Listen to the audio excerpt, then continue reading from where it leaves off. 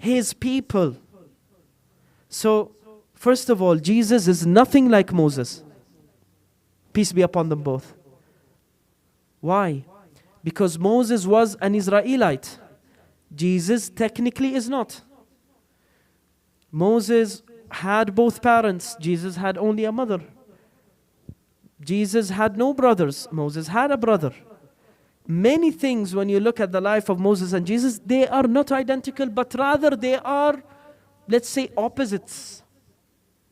But when you look at the Prophet Muhammad, peace be upon him and his family, you would see several times that he says that Ali ibn Abi Talib to me is like Aaron to Moses.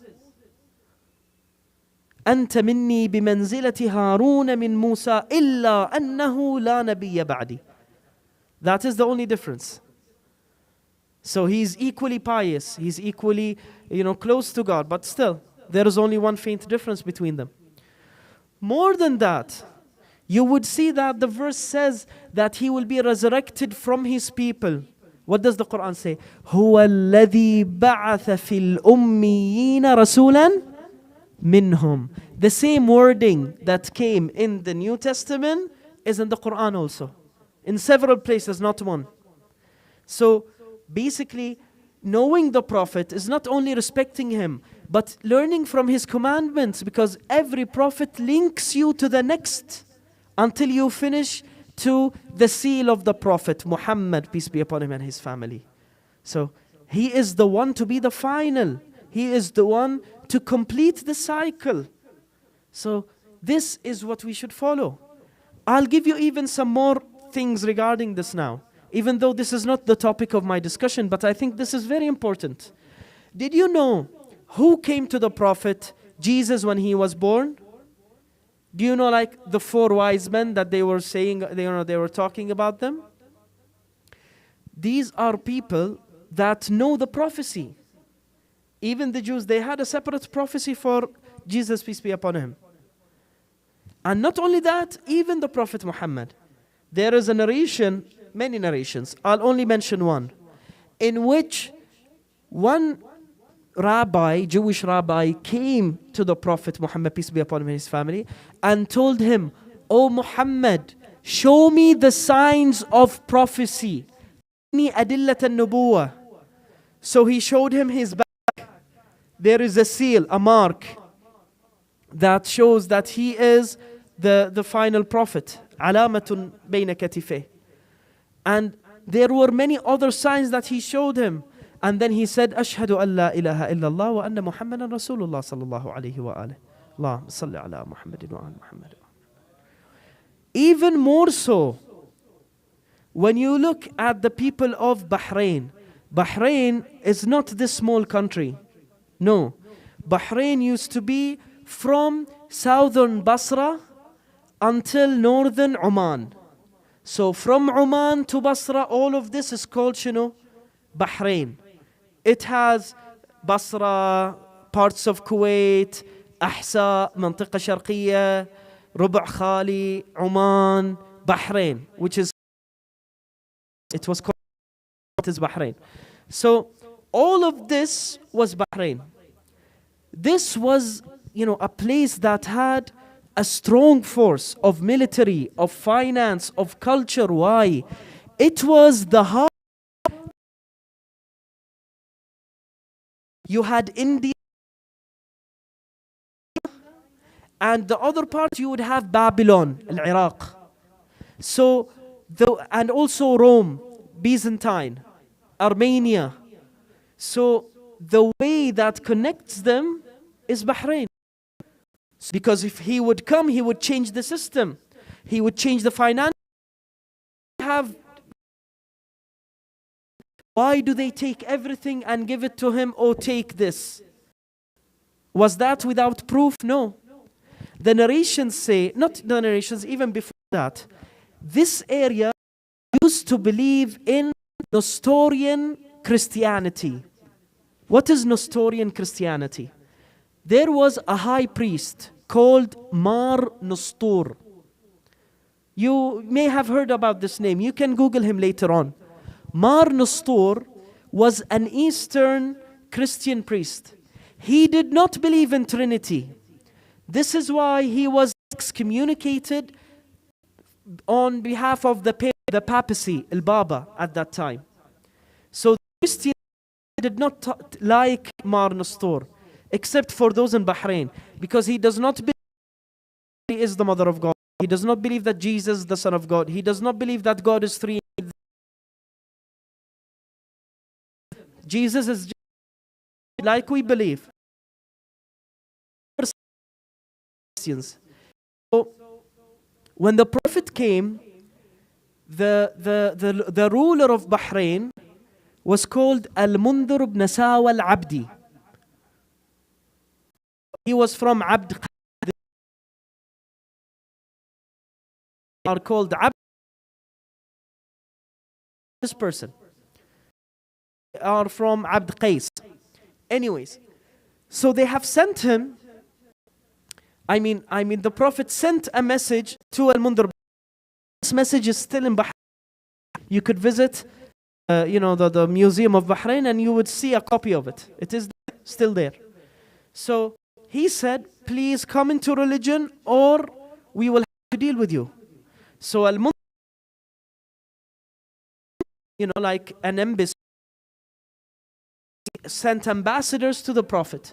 One of them was a scholar. And there was another. So they came, they asked the Prophet of the signs of prophecy. Not only that, they actually said a dua that continued the 12 Imams. Not by name, but by figure. That, oh God, by the 12, Ya Rabbi bil Ithnay Ashar. That was even before Islam, because they had signs and clues in their books, which is now predominantly removed. And this is why they believed in the Prophet without war, and they gave him everything without war.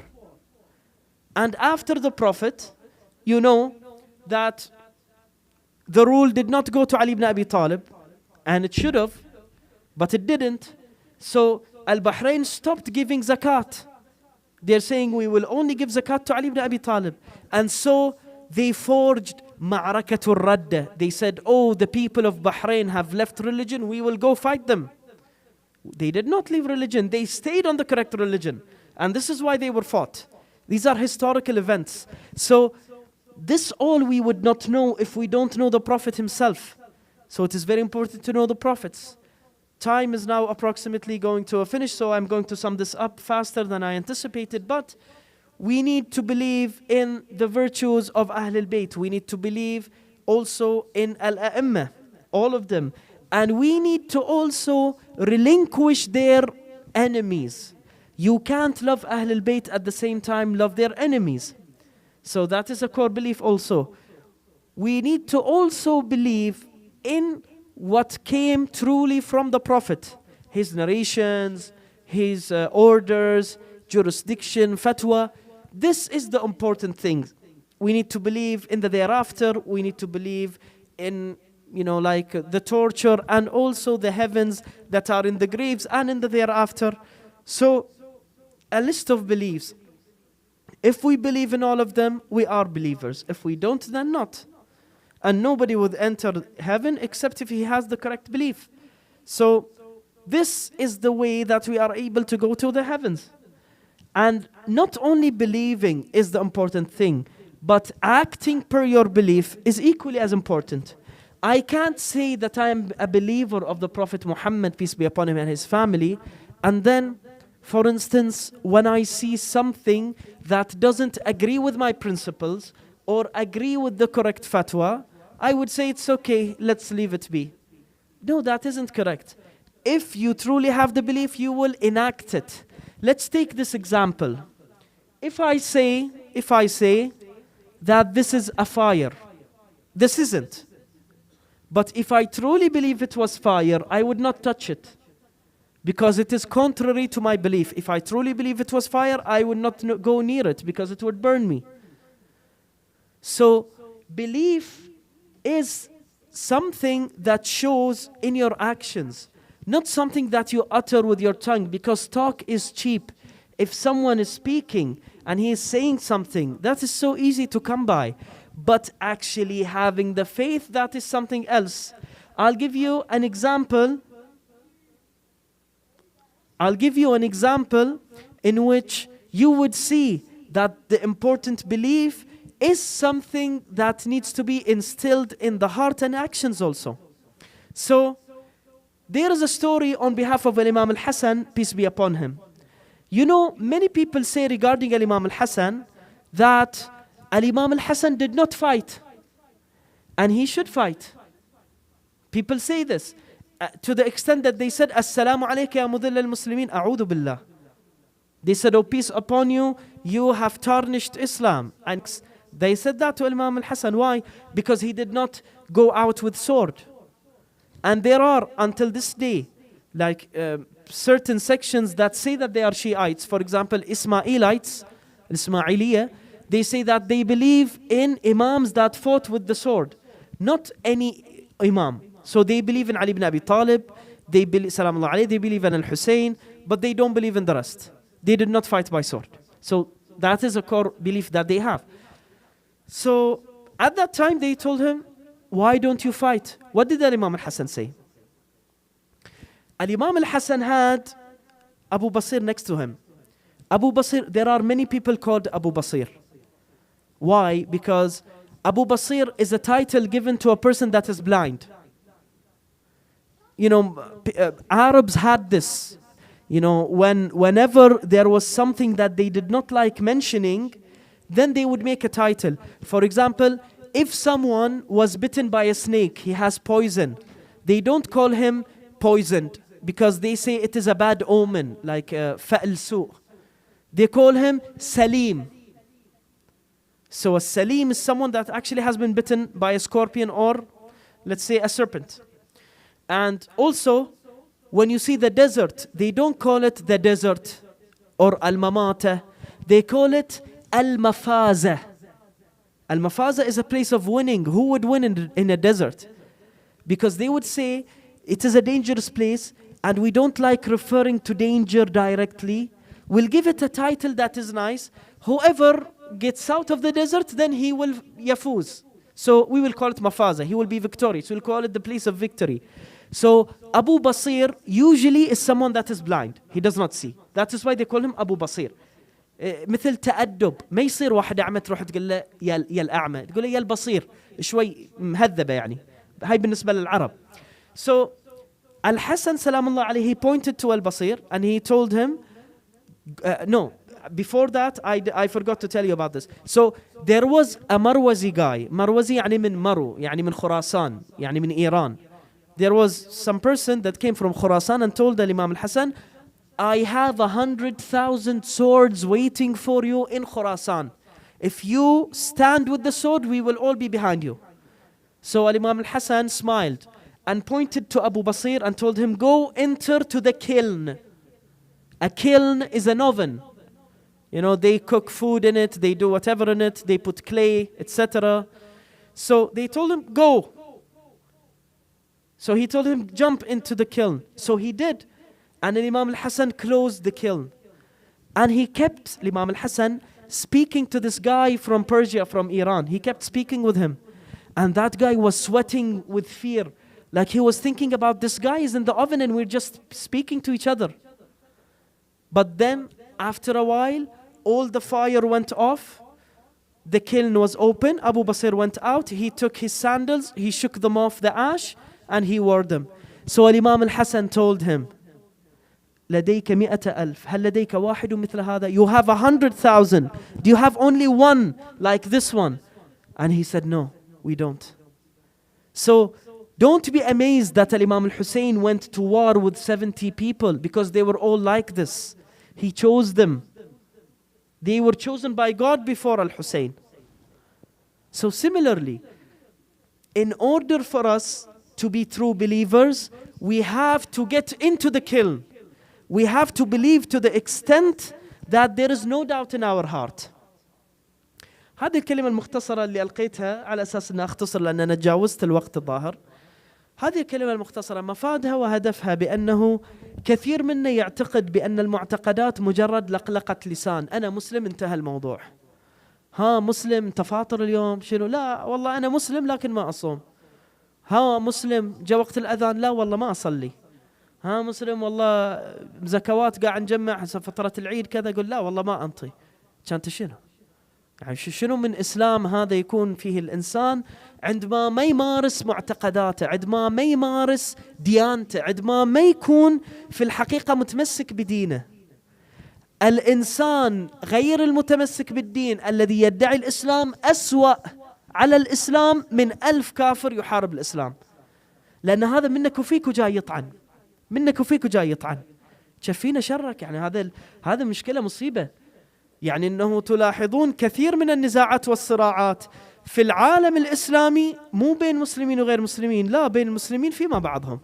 هذا يطعن في هذا وهذا يطعن في هذا وهذا يطعن في هذا.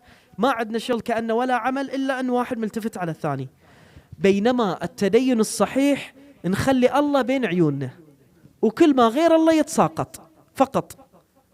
فهو الإيمان الحقيقي هو التمسك بالديانة، والتمسك بالديانة هو تطبيق المفاهيم، وتطبيق المفاهيم هو الأخذ بالعقيدة إلى جانب العمل. أنا بعد ما راح أطول اليوم عليكم أكثر، أسأل الله بحق محمد وآل محمد أن يصلي عليهم ويقضي حوائجنا بهم، وأن يهدينا دائما على الصراط المستقيم. ورحم الله قارئ الفاتحة لأرواح المؤمنين والمؤمنات والمسلمين والمسلمات، سيما أموات الحاضرين وأموات مسببي هذا الاجتماع والاستماع، مسبوقة بالصلوات على محمد وآله. اللهم صل على محمد وآل محمد. أحسن الله عليكم وأسمعكم. الله يحفظكم إن شاء الله غاتي. If there are any questions before I leave, ladies, you can send the questions to Al-Basheer Islamic Community's number. So, أي تساؤل إذا كان موجود أيضا باللغة العربية على مود إن شاء الله كلنا نستفاد. الله يحفظكم إن شاء الله. Yes? Just raise your voice, okay? Sorry? لا عادي بسيطة.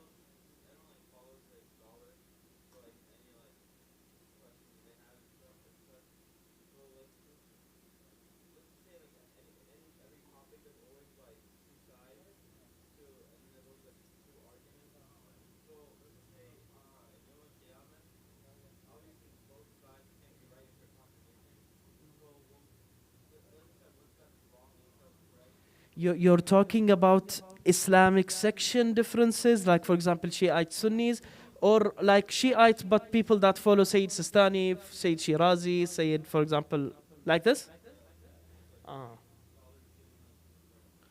That is one of the best questions I believe that came in within this week.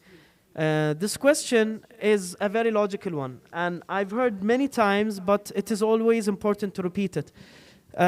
So that you would all hear it. The question is that if we as Shiites have different sections, like people follow Ayatollah Sayyid Khou'i, may God rest his soul, people follow Sayyid Sistani, people follow Sayyid Sadiq Shirazi, people follow many, right?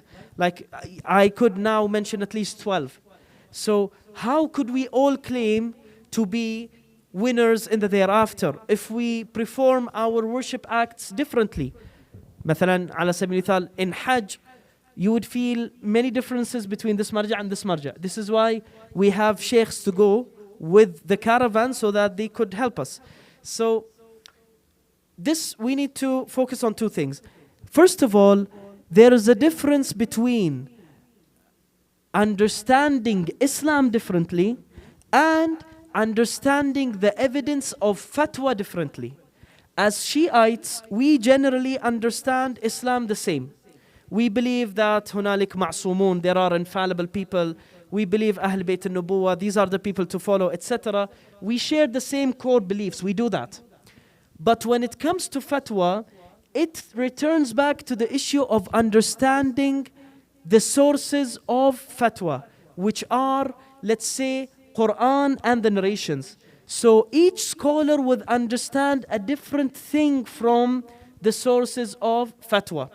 So the result is that we share the same core belief, which is the important thing. We are not different in what makes a Muslim Muslim or what makes a Shiite generally, but sometimes we do. You know, I don't claim that all marja'as are the same. Some of them are so radically different. But we're talking about the norm. The norms are similar. And when it comes to fatwa, no, it is something that is accepted generally because we don't have the Prophet with us now, nor the Imam. He is not with us right now. He is with us, but in the same time, he is hidden. So we have only written accounts of the Quran and of the Hadith. And we base our fatwa on those. So understanding those would be different on how you grasp language, how you grasp logic, how you grasp al-Hadith, and like salasil al-Hadith, al-Ruwat, the narrators, etc. So these differences are natural, and these are not important when it comes to entering heaven or not. Because any marja' that you follow, he would be relying on a hadith, he would be relying on a Quran. So we are on the safe side. In the belief, this is the great issue. This is what I've been talking about the whole time, that we have to have the fundamental beliefs that would enter us to heaven. So these differences do not at all affect like our fate in the thereafter. Like even when you look in between Sunni schools of thought and even other parts of Islam, none of them at all accept one source of fatwa. Even in Sunnism, you'll have Shafi'i, Maliki, Hanbali, Hanafi, etc. So having different scholars, having different fatwa, that is okay. But the fundamental core beliefs, this is the thing that we should all have. I salute you for this question. It is a very good question. I think there is only chance for one more, if there is. Yes, please. What is that? I can't hear you. Can you raise your voice? Oh, okay. What is the black stone? See, the black stone isn't actually black. The black stone isn't actually black. We have narrations that say that this stone descended from the heavens and went to earth, and it was as pure as musk. Sometimes you would see Arabian perfumes. You would see this white perfume. That is generally musk. And you'd see it's like milk. So this rock was as white as milk, per our narrations. But each time we would touch it, we would cleanse ourselves from sins, and it will blacken as an after effect. So it wasn't called Al-Hajar Al-Aswad. It was called Al-Hajar Al-As'ad. Yes, the happy stone. Al-As'ad, or basically not the happy stone, the stone that causes happiness. So even we have sources that and narrations that say, if you go, try as much as you can to go and kiss that stone and touch it. Not only us, even Sunnis. They go and they kiss the stone, and then when you tell them, what is the difference between this stone and the shrine of Al-Hussein? They say, the Prophet said, kiss this and don't kiss that. So they have their own establishment. But the truth is, both parties, it is mustahab to go and kiss that stone. This stone actually was stolen 3 times. 3 times it was stolen. Even for once, it was stolen more than, I believe, even more than 10 years by Al-Qaramita. They stole it and then they returned it. And in one of the instances, the Prophet, peace be upon him, and his family returned it with his hand. So it is a stone from heaven. It wasn't black, it became black. It is called Al-Hajar Al-As'ad. It is mustahab to touch. And the Prophet, peace be upon him, aligned it into place also. So thanks for the question. وأفلح من صلى على محمد وآله.